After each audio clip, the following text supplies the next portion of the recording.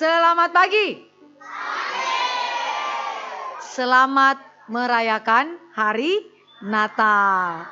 Nah, anak-anak yang dikasihi Tuhan, kalian tadi sudah mengikuti rangkaian kisah mengenai Tuhan Yesus melalui penampilan daripada teman-teman kita dari GRII Depok. Ibu Grace lihat ada yang tidak perhatikan di belakang. Jangan-jangan kalian tidak mengerti apa yang disampaikan di depan. Jadi sekarang ketika dengar firman Tuhan, sikapnya yang baik. Tidak cerita kiri dan kanan.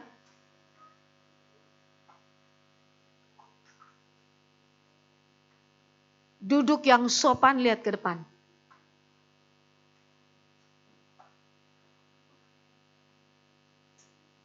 Baik, kita mau berdoa dan membaca firman serta mendengarkan kebenaran firman. Mari kita semua lipat tangan, kita berdoa. Tidak bersuara.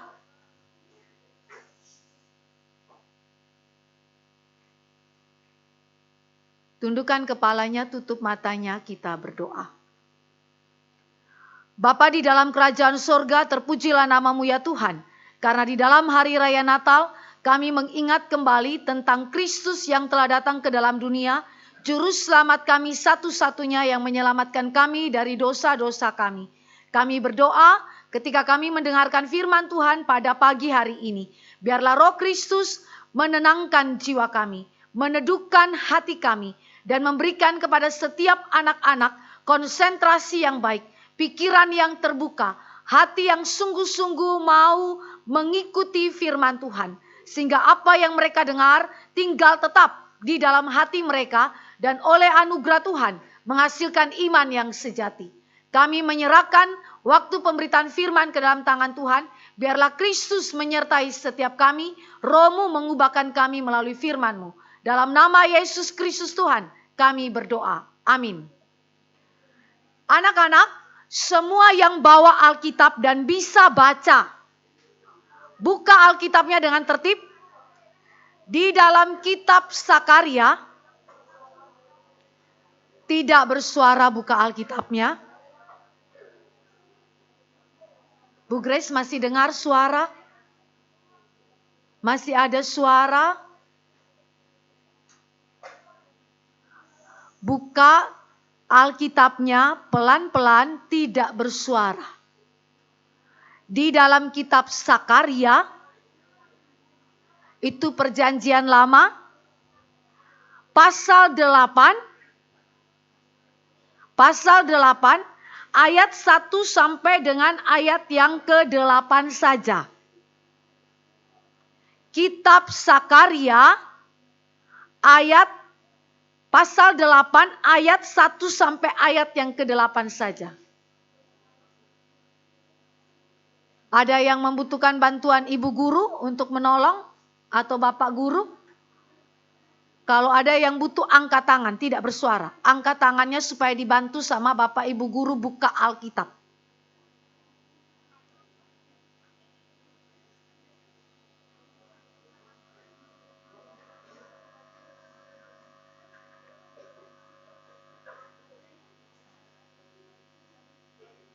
Yang di sebelah kanan Bu Grace masih mendengung ya.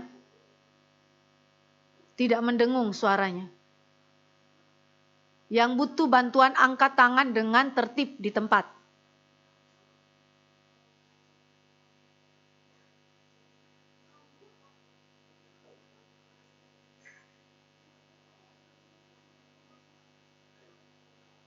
Oke, jika sudah mendapatkannya kita akan membacakannya. Dan sebelum kita baca, Ibu Grace minta semua anak tidak ke toilet selama pemberitaan firman berlangsung. Tidak ke toilet, kecuali sudah betul-betul tidak bisa tahan pipis atau pupnya, boleh keluar.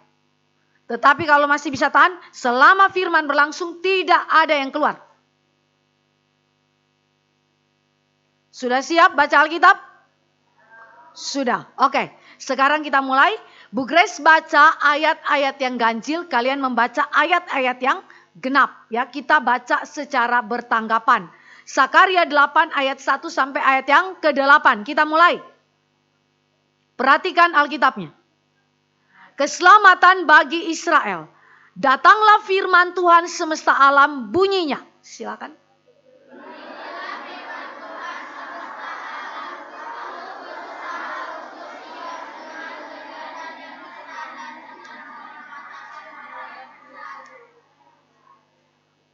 Beginilah firman Tuhan. Aku akan kembali ke Sion dan akan diam di tengah-tengah Yerusalem. Yerusalem akan disebut kota setia dan gunung Tuhan semesta alam akan disebut gunung kudus.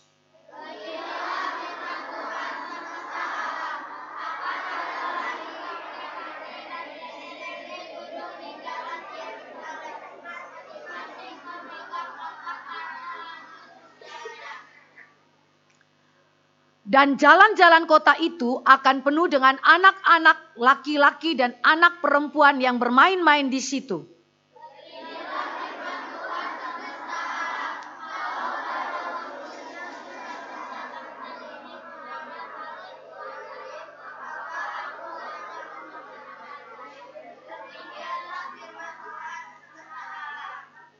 Beginilah firman Tuhan semesta alam, sesungguhnya aku menyelamatkan umatku dari tempat terbitnya matahari sampai kepada tempat terbenamnya.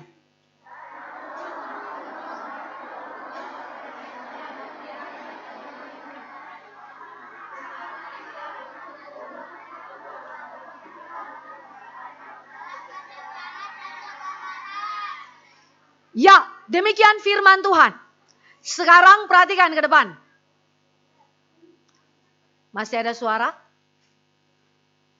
Kalau firman Tuhan diberitakan, hanya pengkhotbah yang berbicara.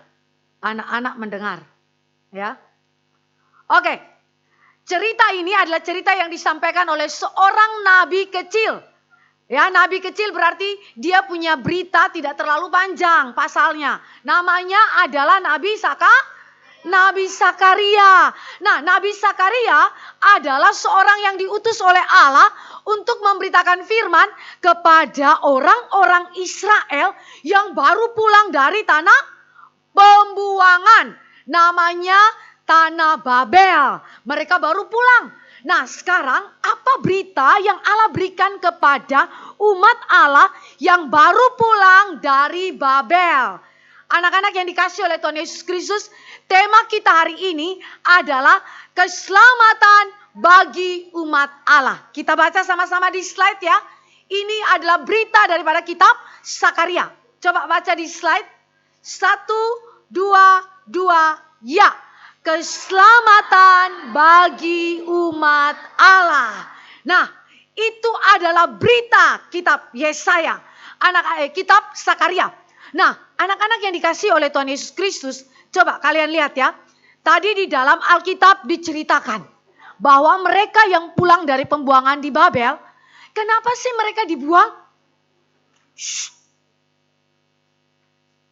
Kitab Sakaria bilang keselamatan bagi umat Allah. Berarti umat Allah sedang dalam keadaan yang berdosa. Kenapa mereka dibuang? Mereka kemudian dibawa pulang lagi dari Babel. Karena mereka telah berdosa kepada Tuhan. Orang-orang Israel sebelum mereka pulang ke tanah Israel, ketika mereka ada di tanah Babel, mereka sedang ada dalam pembuangan, Allah sebenarnya sedang menghukum mereka. Mereka telah berdosa kepada Tuhan. Apa sih dosanya orang Israel ya? Apa ya? Kalian ingat ya, ada singkatannya. P4K. P4K. Coba lihat di slide. Apa dosa orang-orang Israel yang mengakibatkan mereka dibuang ke tanah Babel? Ada apa itu? Sorry, ini belakangan. Slide. Yang kedua. Ya, ini ya, kamu lihat ya. P4K. Dosa mereka yang pertama adalah penyembahan mereka salah. P. Dosa kedua mereka adalah mereka tidak hidup kudus. Dosa mereka yang ketiga adalah mereka tidak hidup benar. Dosa yang keempat adalah mereka tidak adil. Dosa yang kelima apa? Mereka tidak mengasihi. Jadi kenapa orang Israel dibuang ke tanah Babel? Karena mereka telah berdosa kepada Tuhan. Mereka telah mendukakan hati Tuhan. Mereka membuat Tuhan marah sama mereka. Penyembahan yang salah. Maksudnya gimana itu penyembahan yang salah? Anak-anak tahu nggak? Ketika orang Israel zaman dulu sebelum mereka dibuang ke tanah Babel, mereka tidak lagi menyembah Allah yang sejati. Di wilayah mereka membuat banyak patung. Dewa-dewa daripada bangsa-bangsa lain mereka sujud sembah. Tapi bukan cuma patung. Mereka persembahkan korban-korban dan korban manusia diberikan kepada dewa-dewi. Coba bayangkan. Anak baru lahir, masih bayi, dibawa ke dewa Baal. Terus dibakar. Siapa yang mau dibakar adiknya, babynya? Gak mau kan ya? Tapi zaman dulu ketika mereka menyembah para dewa, mereka membawa korban-korban kepada para dewa. Bahkan bayi-bayi mereka korbankan, mereka bakar. Orang tuanya sedih enggak? Aduh sedih anak saya kok dibakar ya. Tetapi mereka yang menyembah berhala tidak punya belas kasih. Mereka ambil bayi itu, mereka korbankan, mereka bakar di depan para dewa asing. Dan Allah marah sekali karena Alkitab bilang hanya Allah saja yang boleh disembah.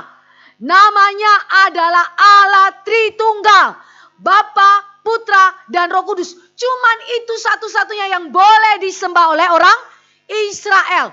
Siapa nama Allah kita? Allah Tritunggal. Ulang. Allah Tritunggal. Bapa, Putra, dan Roh Kudus. 3 pribadi yang esa, tapi bukan 3 Allah. Cuman satu Allah saja yang punya 3 pribadi. Bapa pribadi pertama, anak pribadi kedua, Roh Kudus pribadi ketiga. Hanya itu yang boleh disembah, gak boleh ada yang lain. Kalau ada penyembahan yang lain, Allah marah. Kenapa kamu sembah yang lain? Kamu telah menghina Tuhan. Kamu telah mendukakan Tuhan. Kamu tidak hidup dalam kekudusan. Kamu mencintai dosa dan membenci Tuhan Allah. Maka Allah marah sekali kepada orang-orang Israel. Tetapi kamu lihat, mereka bukan cuma menyembah berhala. Mereka bukan cuma membuang Allah. Mereka tidak lagi mengasihi Allah. Tetapi mereka juga berlaku yang jahat kepada sesama mereka. Kalian tahu apa yang mereka lakukan kepada sesama mereka? Shh, lihat sini. Apa yang mereka lakukan? Ya. Coba tampilkan lagi slide yang tadi. Mereka melakukan tindakan tidak adil. Menindas kaum yang lemah. Orang yang miskin, orang yang yatim piatu, mereka gak mau peduli. Aduh Pak, saya tidak punya uang lagi Pak. Kasih sini, semua barangmu, sini saya ambil. Wah, para pemimpin tidak peduli sama orang miskin. Mereka merampas hak orang miskin. Mereka tidak peduli, tidak mengasihi orang-orang yang yatim piatu. Para janda, mereka tindas, mereka curi haknya. Mereka rampas haknya. Kalau mereka datang kepada orang-orang miskin itu, mereka tidak mau peduli. Sehingga orang miskin itu makin sengsara. Orang miskin itu makin menderita. Tetapi orang yang kaya makin kaya. Orang yang punya kuasa makin berkuasa. Lalu bagaimana dengan orang miskin? Mereka tidak mau memberi. Tidak mau menolong. Tidak mau peduli. Coba, lihat sini.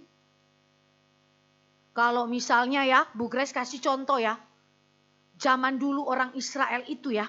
Saking tidak punya belas kasihnya. Misalnya, kalau terjadi bencana. Kalau terjadi kelaparan. Pemerintahnya tolong enggak? Enggak. Kayak yang di Sumatera sana. Terjadi banjir, terjadi hujan lebat, terjadi badai, rumahnya hancur semua. Pemerintahnya tolong enggak? Enggak. Karena mereka enggak punya hati belas kasih. Ketika orang lapar, aduh saya enggak ada makanan. Biarin aja kamu. Yang penting saya makan. Yang penting saya punya uang. Kamu mati enggak apa-apa. Mati kelaparan enggak apa-apa. Jadi, lihat sini. Orang Israel pemerintahnya, pemimpinnya, bahkan para imamnya, mereka tidak punya hati mengasihi. Ketika lihat orang yang miskin, mereka membiarkan tetap miskin, tidak ditolong. Ketika melihat orang yang lapar, biarkan mereka tetap lapar dan tidak diberi makan dan minum. Jadi mereka hanya pikir diri sendiri, memperkaya diri sendiri, dapat duit buat diri sendiri. Kenapa bisa begitu? Shh. Kenapa orang tidak mengasihi sesamanya? Kenapa orang gak peduli sama sesamanya? Kenapa? Karena apa? Ya, karena dia tidak cinta Tuhan lagi. Orang yang tidak cinta Tuhan pasti tidak cinta sesama. Orang yang tidak menyembah Allah pasti tidak mengasihi sesama. Jadi semua orang yang tidak cinta Tuhan tapi cinta akan diri, pasti tidak peduli kepada sesama. Malah membuat sesamanya makin menderita. Malah membuat sesamanya terinjak-injak. Mereka gak peduli. Pokoknya yang penting saya aman. Orang lain tidak aman. Orang lain menderita. Terserah. Ya, coba lihat. Kondisi orang Israel. Ngeri gak sih? Ngeri. Tuhan Allah marah sekali. Karena orang Israel adalah orang-orang yang tidak mencintai Tuhan. Tidak mencintai sesama. Apalagi firman Tuhan. Mereka tidak mau dengar firman. Mereka bahkan membunuh para nabi Tuhan. Tampilkan lagi slide. Kamu lihat di situ? Mereka membenci dan menganiaya para nabi Tuhan. Mereka membunuh mati para nabi Tuhan. Kalian tahu nggak? Nabi Sakaria itu matinya gimana? Mati martir. Dibunuh sama orang Israel. Kalian tahu Nabi Yesaya matinya gimana? Matinya tuh digergaji. Mengerikan ya. Mengerikan. Siapa yang bunuh orang-orang seperti para nabi ini? Baik Yeremia, baik Yesaya, baik Sakaria. Siapa yang bunuh? Orang Israel. Orang Israel. Karena dia benci Tuhan, dia benci sesama. Dia tidak mengasihi sesama. Maka itu berarti dia juga tidak mau taat sama firman. Dia benci setiap hamba-hamba Tuhan yang memberitakan firman. Kamu tahu nggak? Kalau Nabi Yeremia menegur orang Israel, nunjuk apa itu pakai botol minum.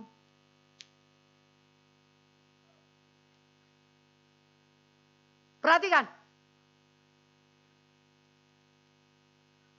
Nabi Yeremia, Nabi Yesaya, Nabi Sakaria, mereka adalah utusan-utusan Allah, hamba-hamba Tuhan, para nabi yang berbicara firman.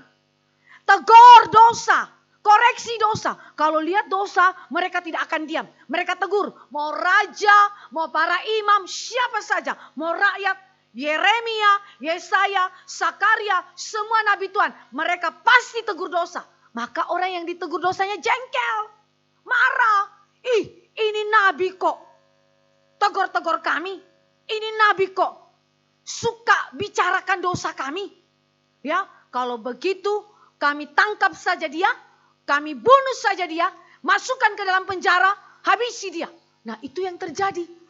Yeremia dimasukkan ke dalam penjara. Yesaya juga dibunuh mati. Sakaria yang tadi kita baca teksnya juga dibunuh mati. Oleh siapa? Oleh orang Israel.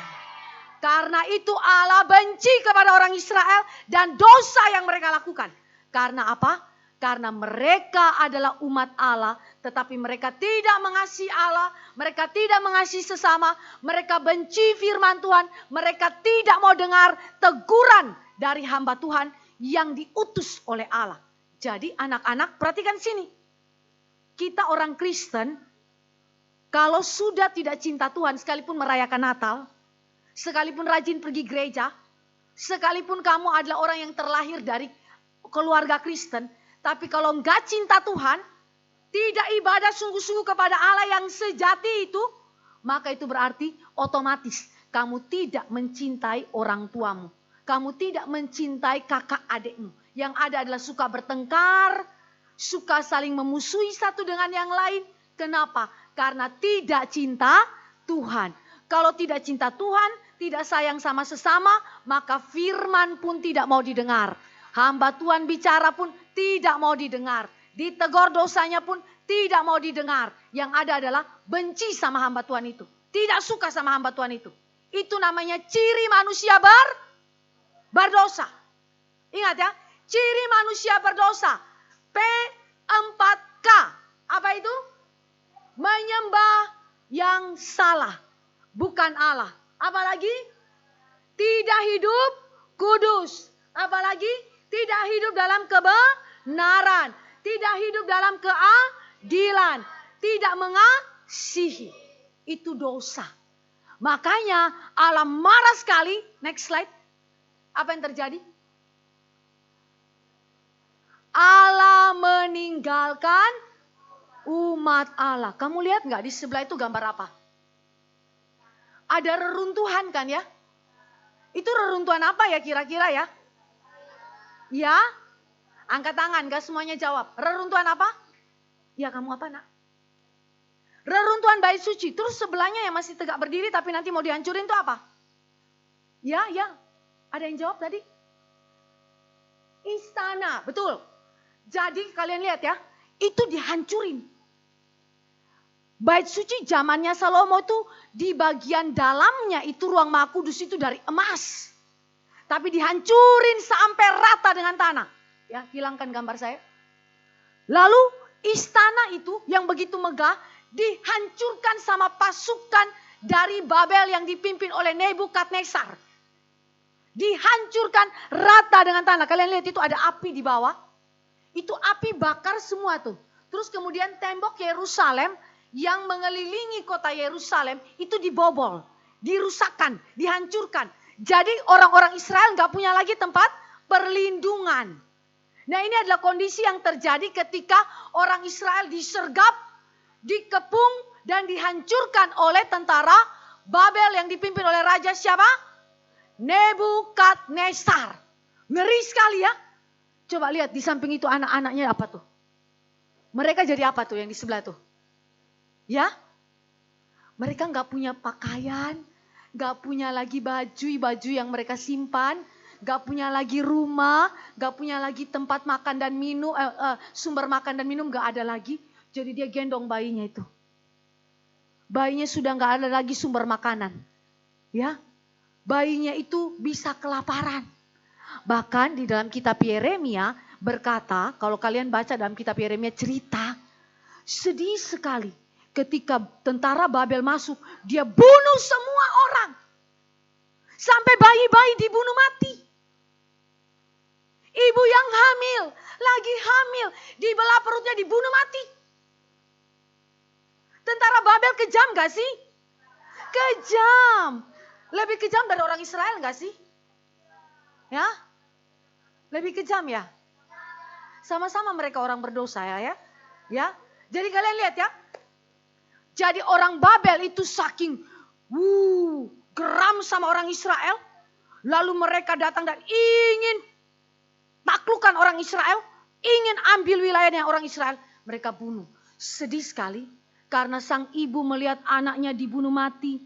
Suami lihat istri dibunuh mati. Istri lihat suami dibunuh mati. Keluarga demi keluarga dibunuh mati. Orang-orang Israel yang jumlah penduduknya banyak makin kurang. Karena apa? Karena dibunuh dan dibunuh. Mereka tidak punya sumber makanan, tempat tinggal tidak ada lagi, hancur semuanya. Jadi hari itu hanya air mata saja yang keluar. Ketika Babel menaklukkan Israel, ketika kehancuran itu tiba, silakan ditampilkan lagi slide-nya. Kalian tahu? Mereka cuma menangis. Menangis sampai air mata pun sudah tidak ada lagi. Saking sedihnya mereka, saking begitu dalamnya tertusuk jiwa mereka. Begitu amat dalam penderitaan mereka. Tapi kalian tahu, ada penderitaan yang jauh lebih dalam daripada kelaparan, kematian, dan hina yang mereka terima. Apa penderitaan yang paling dalam? Allah meninggalkan umatnya. Allah pergi. Allah gak mau berelasi dengan umat Allah yang berdosa. Allah benci dosa. Karena Allah itu kudus. Allah itu benar. Allah itu adil. Maka Allah benci manusia yang hidup dalam ketidakadilan. Manusia yang hidup dalam ketidakbenaran. Allah tidak suka. Apalagi tanah perjanjian, tanah yang dikuduskan bagi Tuhan, bait suci, tempat di mana orang harus beribadah kepada Allah, dipakai untuk menyembah berhala. Allah benci sekali. Maka Allah usir keluar umat Allah dan Allah tidak mau berelasi dengan mereka. Kalian ingat ya? Lihat sini. Dosa memisahkan kita dari Allah. Ingat. Dosa memisahkan kita dari Allah. Allah benci dosa. Allah tidak suka bergaul. Tidak suka berelasi dengan manusia berdosa. Maka Allah tinggalkan Israel. Allah biarkan mereka dihukum. Allah biarkan mereka dianiaya. Dibunuh mati. Allah biarkan. Karena apa? Karena Allah yang kudus ingin supaya umatnya hidup kudus. Allah yang benar ingin umatnya hidup benar. Allah yang adil ingin umatnya hidup adil. Hidup mengasihi. Karena itu Allah tidak segan-segan hukum dosa mereka. Pukul mereka karena mereka telah berdosa. Anak-anak, di sini. Perhatikan. Allah tidak suka dosa. Allah benci dosa. Maka Allah pasti hukum manusia yang berdosa. Kalau Allah hukum manusia yang berdosa, berarti kita, Ibu Grace, kalian semua adalah orang-orang berdosa. Karena kita selalu saja menyakiti hati Tuhan. Maka di sini kalian belajar. Belajar. Allah yang benci dosa pasti memutuskan relasi dengan kita. Pasti tidak mau bersahabat lagi dengan kita. Pasti menjadi musuh kita. Musuh kita karena apa? Karena kita berdosa. Dia menghukum kita. Tapi ingat, Allah yang sejati, Allah itu juga kasih. Sehingga sekalipun dia marah sekali terhadap dosa-dosa kita, dia benci sekali terhadap dosa-dosa kita, tetapi di dalam kasihnya dia akan membawa pulang orang-orang yang dipilihnya dan dikasihinya. Next slide. Kalian lihat ini? Itu lihat ya, ada raja yang pakai mahkota. Terus orang-orang yang di belakangnya itu banyak sekali ya. Terus di belakangnya itu ada api yang membara. Itu api mengepul. Besar sekali. Api itu membakar habis, membumi hanguskan seluruh kota Yerusalem. Ya. Kalian lihat ya, mereka jalan kaki ribuan kilometer dari wilayah Palestina, Yerusalem sampai ke wilayah Babel.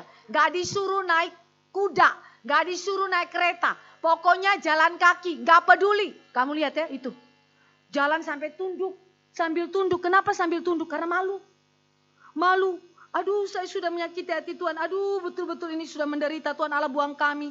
Pasti ini merupakan kematian. Ini betul-betul sesuatu yang menyakitkan dan amat sangat menderita. Karena apa? Allah buang kita berarti kita dalam kematian. Sesuatu yang berbahaya besar bagi kita. Selanjutnya. Next slide. Nah, ini adalah suatu hal yang begitu indah yang Allah berikan. Tadi Bu Grace bilang. Allah benci dosa, Allah buang umat Allah, Allah hukum mereka karena mereka berdosa. Tetapi Allah kita bukan cuma Allah yang adil, tetapi Allah kita juga adalah Allah yang kasih. Maka dia yang mengasihi umatnya, dia ingat kepada umatnya. Sudah berapa tahun umatnya ada di tanah Babel? Sejak mereka dibuang?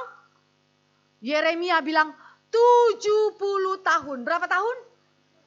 70 tahun. Nabi Yeremia bilang begitu. Lalu, di sini. Setelah pas 70 tahun, Allah ingat umatnya. Lalu Allah bawa pulang umatnya dengan perintah daripada Raja Kores. Raja yang menggantikan Nebukadnezar. Ya, raja itu memerintahkan begini. Hai orang Israel, aku adalah hamba Tuhan. Sekarang aku mengutus kalian pulang kembali ke wilayah Yerusalem. Dirikan kembali kota itu dan bangunlah bait sucimu. Wah, orang Israel kaget sekali. Karena Raja Kores yang adalah orang yang tidak kenal Tuhan itu mengatakan bahwa dia hamba Tuhan dan dia disuruh Tuhan untuk mengutus orang-orang Israel pergi kembali ke tanah perjanjian. Bahkan membangun bait suci. Lalu dia bilang gini, hai para pengawalku, coba buka perbendaharaan lalu keluarkan semua barang-barang yang diambil dari bait suci Tuhan, kasih kembali kepada orang Israel, bawa pulang ke tanah Israel untuk mereka pakai buat membangun bait sucinya. Lalu para pengawal daripada Raja Kores buka semua perbendaharaan. Ih, ada emas, ada perak. Lalu dikasih semua kepada orang-orang Israel. Mereka bawa pulang. Lihat slide-nya. Apa yang mereka gambarkan di situ? Sukacita enggak sih? Ya, sukacita. Kalau tadi perginya tunduk ya, malu ya.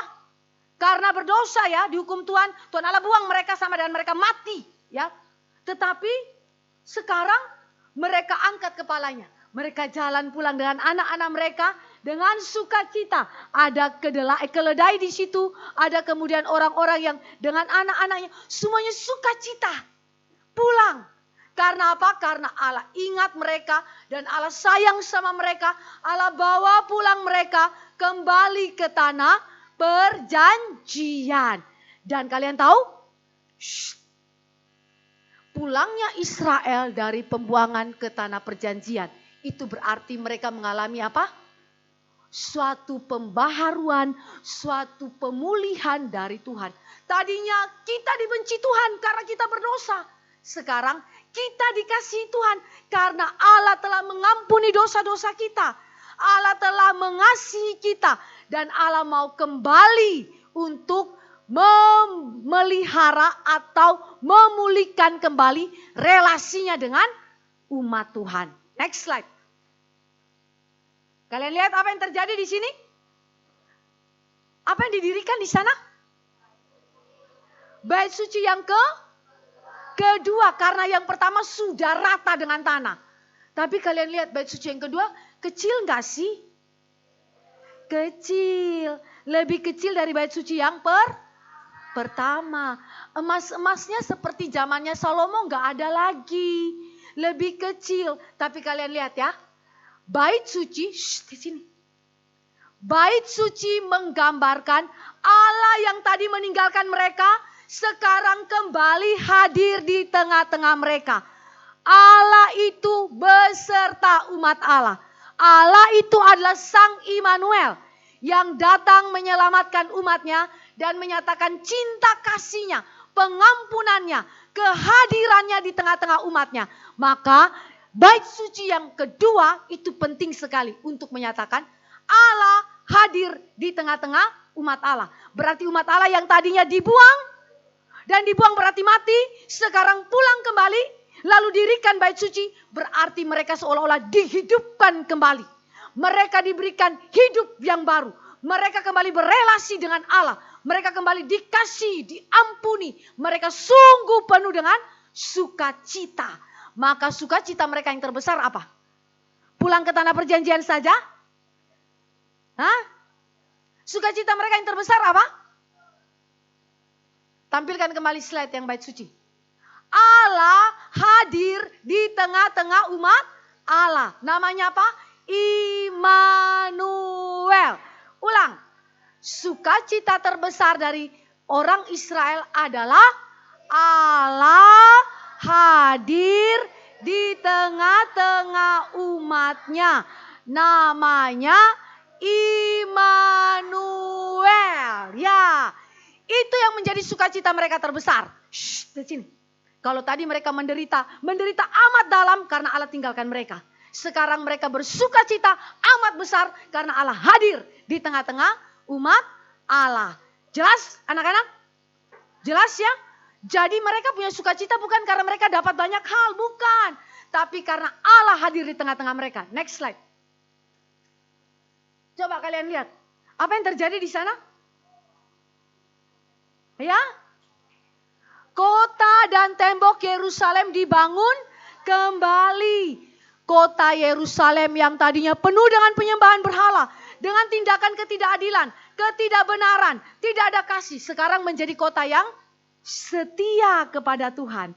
Menjadi kota yang kudus. Menjadi kota yang hidup dalam kebenaran. Para penduduknya juga diubahkan oleh Tuhan. Maka kamu lihat tuh, lihat tuh. Siapa yang bangun tembok kota Yerusalem? Siapa? Ada yang tahu siapa? Ya? Emang Israel dipimpin siapa? Ayo belajar nih Alkitab ya. Nehemia. Ya? Itu bangun tembok kota, kalian lihat tuh. Wush, tembok yang hancur lebur itu di sebelahnya masih ada reruntuhan ya. Tapi kemudian didirikan itu. Luar biasa ya. Yang tadinya rata dengan tanah, sekarang Tuhan Allah bangun kembali melalui pimpinan Nehemia. Next slide.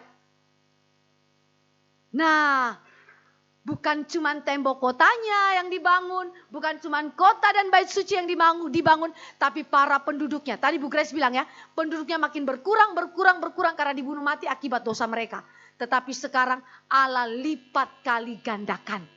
Kakek-kakek, nenek-nenek, anak-anak, wah, mereka sukacita.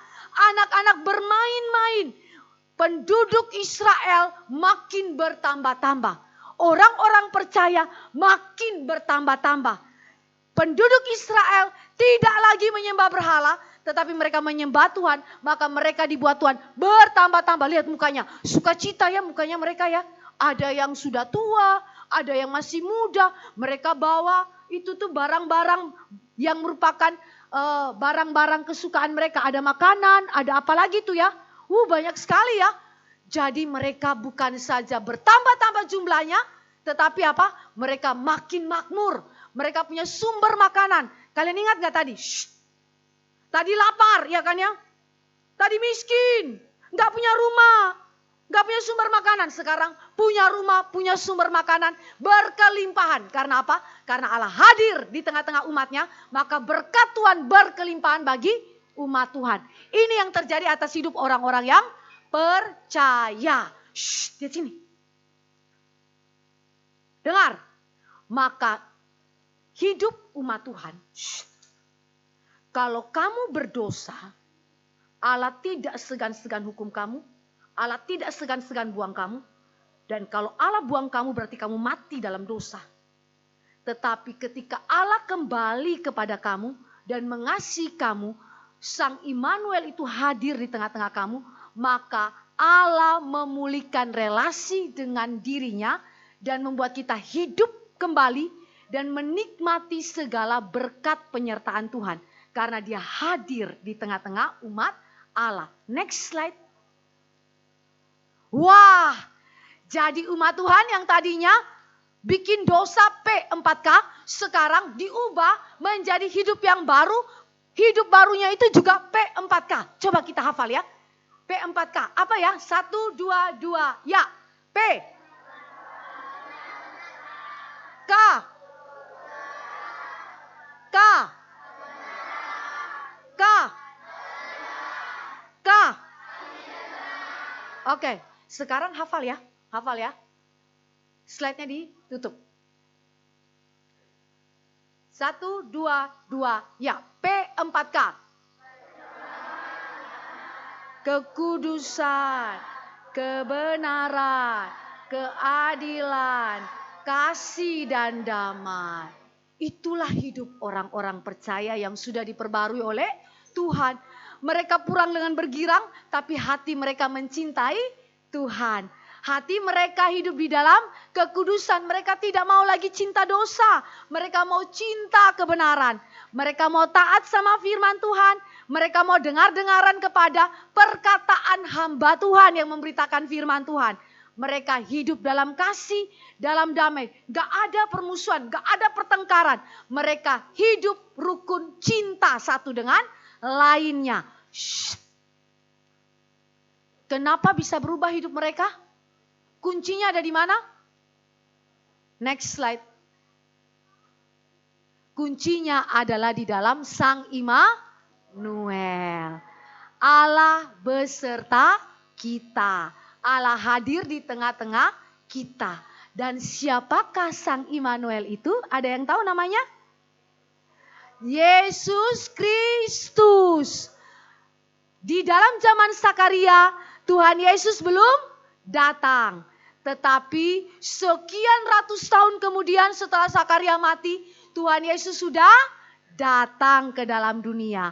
Dia lahir sebagai bayi yang kecil yang Lahirnya di Bethlehem. Lahir di mana Tuhan Yesus? Di rumah yang mewah. Di mana dia lahirnya? Di kandang. Dia miskin, di tengah-tengah keluarga yang miskin.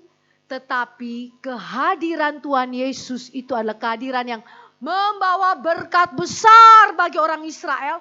Karena apa? Karena Kristus adalah anak Allah yang menjadi manusia, yang menyatakan Allah hadir di tengah-tengah umatnya. Allah beserta kita dan Allah menyelamatkan umatnya melalui Kristus saja, yang kemudian hari dia mati di atas kayu salib. Dia bangkit pada hari ketiga. Dan kemudian dia naik ke sorga. Dia duduk di sebelah kanan Bapa. Dan akhir zaman nanti dia akan datang kembali untuk menyempurnakan seluruh karya penyelamatannya bagi umat Allah. Dia adalah raja di atas segala raja. Dia adalah Sang Immanuel. Karena itu, hidup orang Israel bisa berubah. Karena apa? Karena ada Sang Immanuel. Sang Immanuel itu namanya siapa? Kristus. Dialah yang menyatakan Allah hadir di tengah-tengah kita. Sekarang semuanya lipat tangan, tutup matanya, tundukkan kepalanya, duduk yang rapi.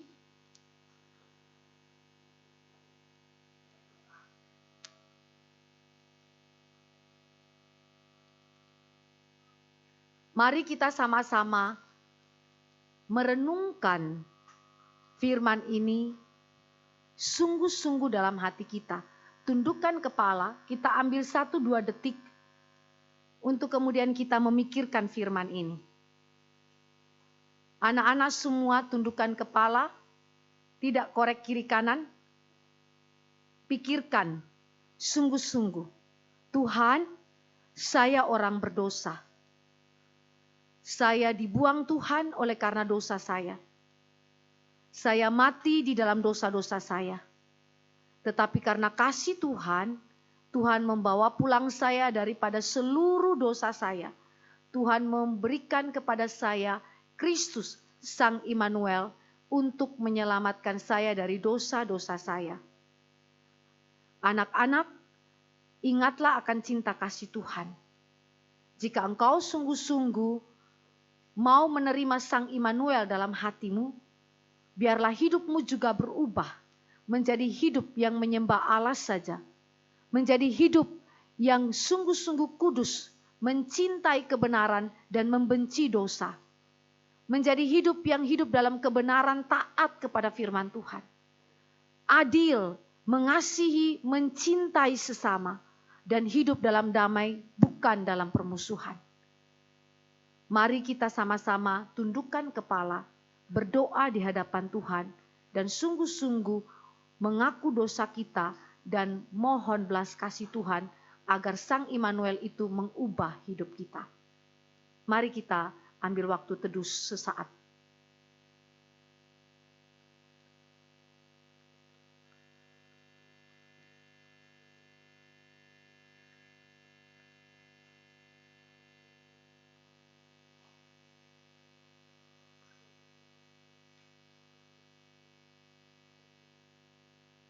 Anak-anak, siapa di antara kita hari ini yang setelah mendengarkan firman Tuhan, sadar bahwa sesungguhnya saya orang berdosa.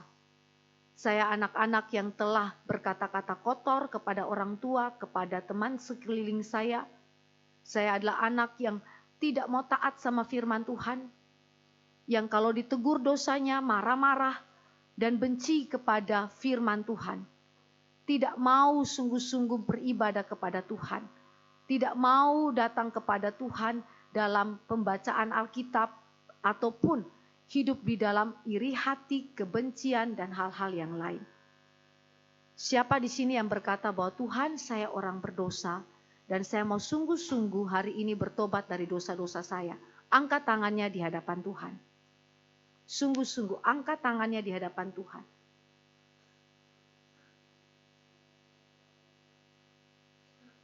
tidak tertawa, tidak menghina Tuhan, tetapi sungguh-sungguh sadar diri berdosa di hadapan Tuhan. Sungguh-sungguh di hadapan Tuhan. Turunkan tangannya di hadapan Tuhan. Turunkan. Siapa di antara anak-anak yang hari ini sungguh-sungguh mau menerima Sang Immanuel, yaitu Tuhan Yesus Kristus untuk hadir di dalam hatinya, dan hari ini juga berjanji bahwa mau sungguh-sungguh menyembah, beribadah kepada Allah saja yang kita kenal di dalam nama Tuhan Yesus, dan sungguh-sungguh hidup benar, hidup kudus, hidup adil, hidup kasih dan di dalam damai. Siapa yang mau berkata demikian dan berjanji dalam hatinya, mau hidup kudus, adil, benar, damai, kasih, menyembah Allah karena telah menerima Kristus sebagai Sang Immanuel. Angkat tangannya di hadapan Tuhan. Sungguh-sungguh. Sungguh-sungguh di hadapan Tuhan, tidak main-main. Sungguh-sungguh. Kalau main-main jangan angkat tangan. Sungguh-sungguh tidak main-main. Jika engkau tidak menerima Sang Immanuel, tidak ada keselamatan bagi dirimu. Immanuel sajalah, Yesus Kristus sajalah yang menyelamatkanmu. Angkat tangan, sungguh-sungguh. Turunkan tangan. Sekarang semua yang tadi angkat tangan, ikuti Ibu Grace berdoa kalimat demi kalimat. Mari kita berdoa. Bapa di sorga, hari ini di hadapan Tuhan, saya sungguh-sungguh mengaku saya orang berdosa. Saya layak dibuang Tuhan. Saya layak dimurkai Tuhan. Ya Tuhan, kasihanilah saya. Ampunilah dosa-dosa saya. Kiranya Tuhan berbelas kasih atas saya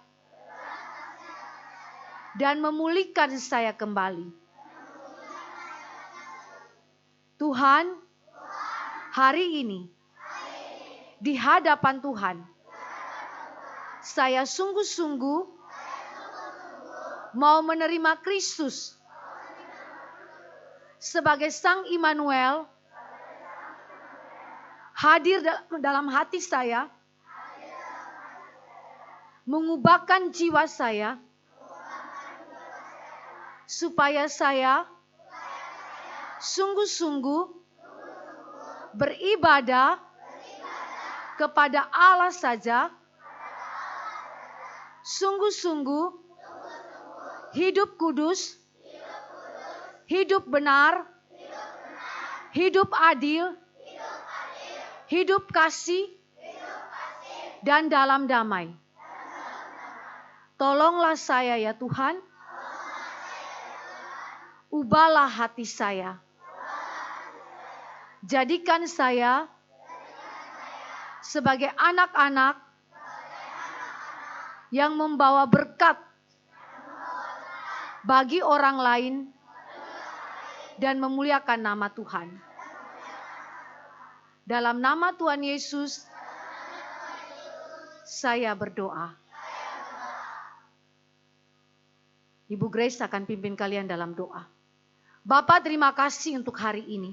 Kami mendengar berita keselamatan, sukacita Natal, bahwa Sang Immanuel itu telah datang ke dalam dunia, mengubahkan hidup kami yang berdosa, memberikan hidup yang baru bagi kami, memberikan kepada kami suatu perubahan di dalam karakter kami. Kami bersyukur kepada Tuhan, dan kami berdoa untuk anak-anak kami. Mungkin ada dari antara mereka yang tidak mendengar dengan baik, tetapi kami percaya Roh-Mu yang kudus bekerja melampaui daripada kami yang terbatas. Dan kami berdoa agar firman yang telah diberitakan Tuhan tanamkan dalam diri setiap umat pilihan Allah. Tarik mereka kembali kepada Kristus. Berikan kepada mereka jiwa yang baru, hidup yang baru. Sehingga mereka kelak besar nanti sungguh-sungguh mempersembahkan hidup mereka sebagai hidup yang baru yang memuliakan nama Tuhan.